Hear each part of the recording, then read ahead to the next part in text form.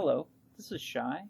Today on The Joy of CAD, Today on The Joy of CAD, we are going to explore several elements of precision drafting in AutoCAD 2017, including how to use the status bar, grips, the properties palette, units, and a short drawing example which will hopefully explain why precision is so important.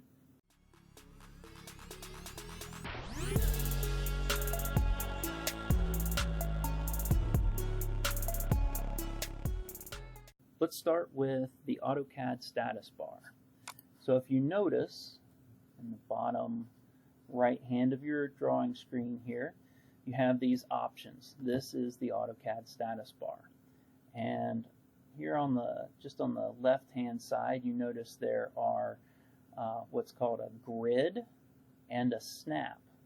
If we left click on the grid, you'll see that it pulls up a grid work on your drawing environment. If we select snap, it doesn't appear at first that much has happened. However, if we initiate the line command, you'll notice that the cursor now snaps to this grid. So if we draw some lines here, you'll notice that I can only draw to specific points. That would be useful, say, if you were an architect, you were drawing a floor plan, maybe you set your grid spacing to, say, 1/16 of an inch. That would ensure you didn't have any funky line lengths or anything like that. To change those values, those settings, you right-click on either of these, left-click on snap settings, and you can adjust your snap settings or your grid spacing, either one, through this settings manager. So for our purposes, we're going to turn these off. So now we have, let's circle in here. So let's look at the object snaps next. So these are the objects, the items down here. If we click on this, you'll notice that we've pulled up a menu of the available object snaps. And you'll notice that I have checkmarked endpoint, midpoint, center, and extension. When those are checked, they're called running O-snaps. So when I'm drafting, those will automatically come up as options. The O-snaps are hugely useful for precision drawing. You'll want to learn all of these options and set them accordingly. So if I draw a line, having these set, if I say initiate the line command here, I could attach to the endpoint, that little green box represents endpoint, or the midpoint, the little triangle, represents an endpoint, or the center of that circle. Or if I want, I can even enter an object snap while I'm running here. Say type NEA for nearest, and it will bring up that little hourglass icon, and I can snap to the nearest location. I can also, another useful command is the perp command. Notice I'm entering these O-snaps, overriding the current set of O-snaps while I'm in the command. And you'll see the little right angle there. If I can select it multiple locations as well, and it will ensure that my line is inserted perpendicular to the object I selected. Object snaps, again, really useful. Highly recommend you learn those. So next we have ortho mode and polar tracking. So if I initiate a line, notice I can draw that line at any angle or any length. If I toggle the ortho mode on, now you'll notice that I can only draw in 0, 90, 180, or 270 degree angles. So that's useful if I need to ensure a right angle. We can also use the polar tracking option. We initiate a line command, and this will allow us to draw our line at set angles. So in this case, I have 15-degree angle increments set, and so you notice the green line. If I select here, or I say I want a 3-inch line, enter, it's going to set it at that 45 degrees that I had set there, angle 45, and 3 inches long. So the ortho or polar tracking is a really useful feature. If you click on this, you have several presets that you can select, or you can change the tracking settings and select your own increment. So very useful feature. Next, let's talk a little bit about dynamic input. So this is the dynamic input symbol, and it is currently on.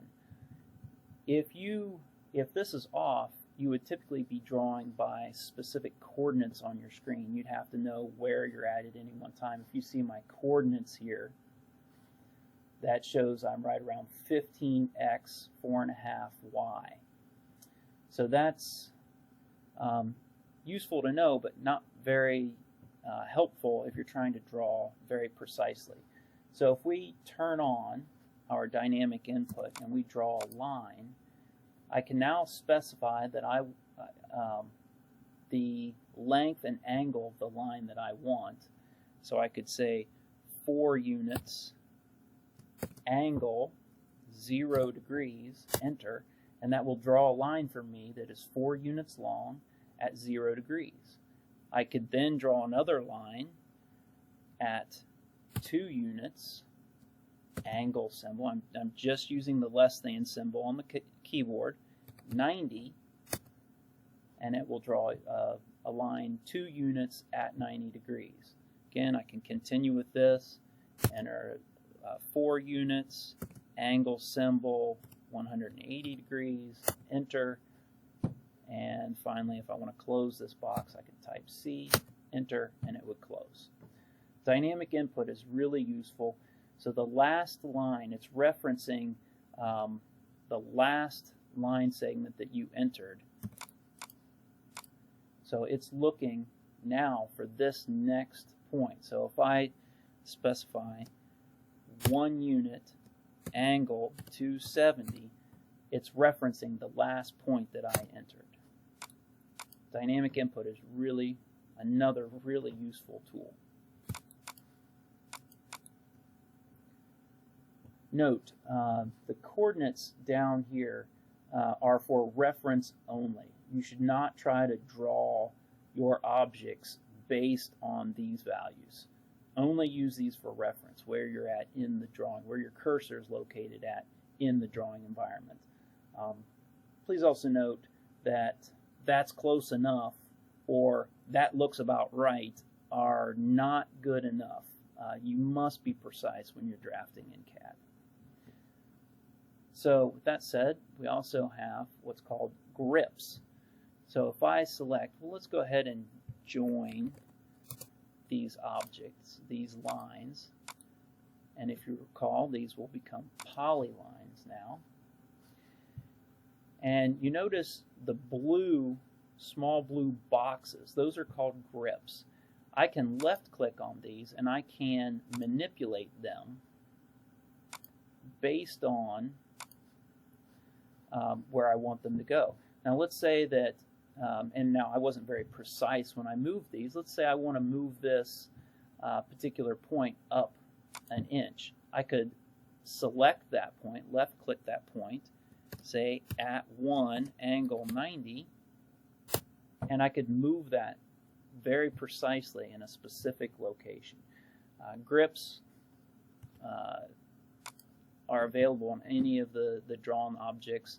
In this case, I can increase that size, decrease it, move the location, whatever. You can also do these things through the Properties palette. If I left click and I bring up the Properties palette, I can then change these objects here. Let's say I want to make that 2.5 units in size. I can do that. I can change the radius, diameter, circumference, area, any of these items. I can change its location. Let's say I want to make that maybe 6.5, and it will move it for me. So very easy way of adjusting or modifying your objects. Next, we have units.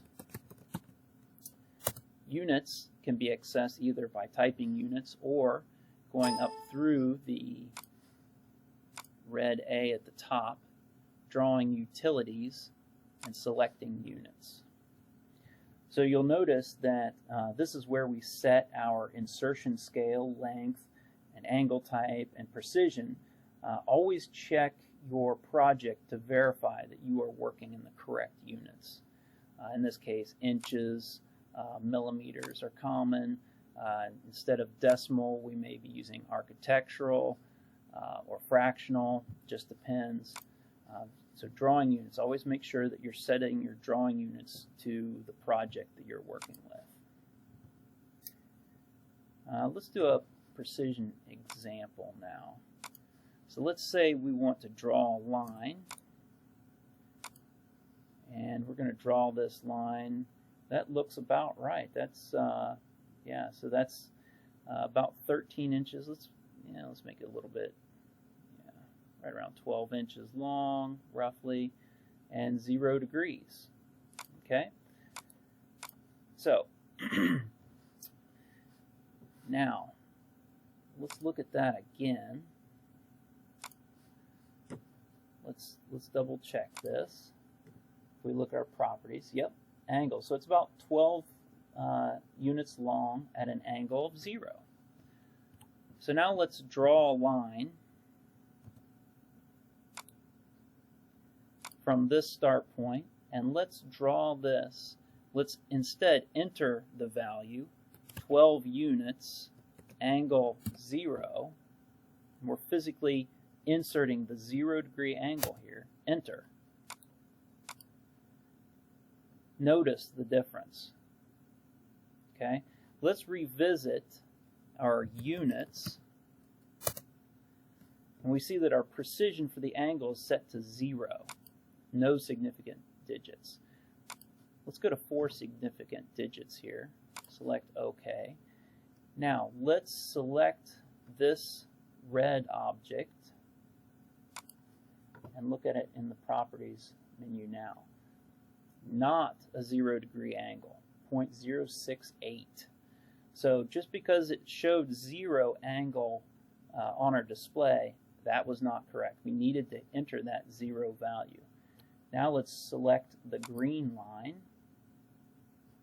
and it is in fact 0 degrees because we entered a 0 degree value. Precision is very, very important. Next, one last item. We have the measure utilities at the top, which you can use for distance, radius, angle, area, volume. All very, very useful. Let's say I use the distance command to find this length. Oops.